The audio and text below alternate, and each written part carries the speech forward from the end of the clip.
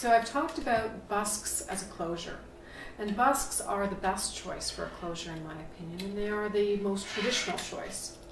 The reason they're the best is because they've got this steel down either side, so it makes it a very rigid front, and it makes it easier to do the busk up because it's got this steel. But some people like to use hook and eyes, and that's okay. You can still slide a bone behind the hooks and eyes. But if you're going to use a hook and eye, you want to use something like this. These are riveted. So they're riveted into tape. And that's important because it means that they're very secure. They're riveted into the tape. If this is sewn in properly, these hooks and eyes should last. They're also very big, they're not small. So there's hook and eye tape that you can use, and that's just sort of a regular riveted hook and eye tape. It's fairly large. This is the sewn in type of hook and eye tape. So you've got stitching down which secures the hooks and eyes between two layers of fabric, and they then go in like that. So again, depending on how you sew them in, that can be very strong, but you do still want to have a bone behind them just to give that extra security, and that way you don't have pressure on one grommet over another. It helps distribute the stress on the front or the back of the corset. Now this next item is unique. It's called alternating hook and eye tape, and it's actually made from what is called corset hooks and corset eyes. And you can see there's a hook and an eye and a hook and an eye. It alternates.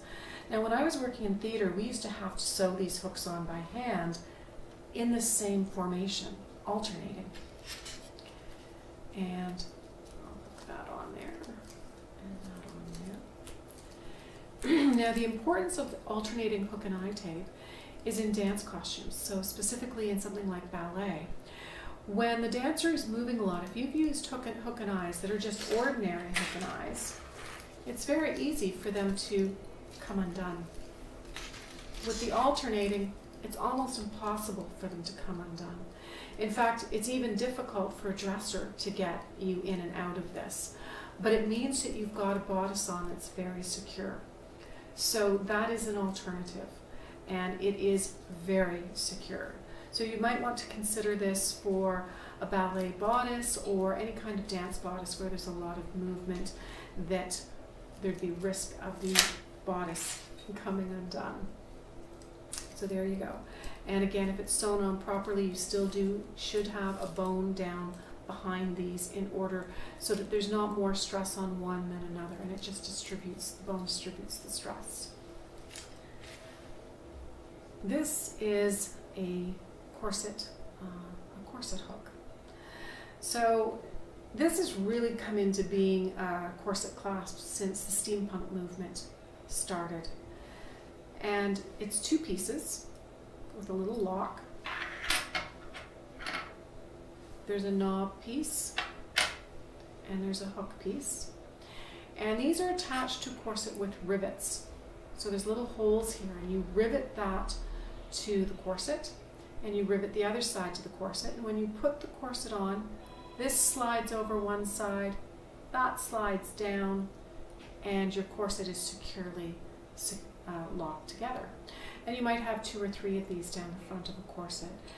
So they're not just a fashion piece, they are functional, and there are, you do have to measure, and I will be doing another video on how to apply these corset swing hooks at a later date. But there you can see what it looks like and how it functions. And it's just one other way to close a corset. So we have the swing hook, we have the busk, and we have hooks and eyes as 3 different methods to close a corset. And that concludes the section on hardware here at Farthingales. I'm Linda Sparks, and I hope you've learned something from this video today and will consider viewing some of the other videos that we're doing.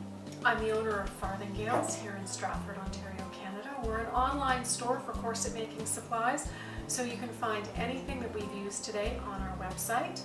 and that's www.farthingalescorsetmakingsupplies.com. You can also find our product at Vogue Fabrics in Evanston, Illinois, and they also have a website, voguefabricsstore.com. So again, I hope you've enjoyed the video, I hope you've learned something, and I hope that you'll check in again. Thanks for watching.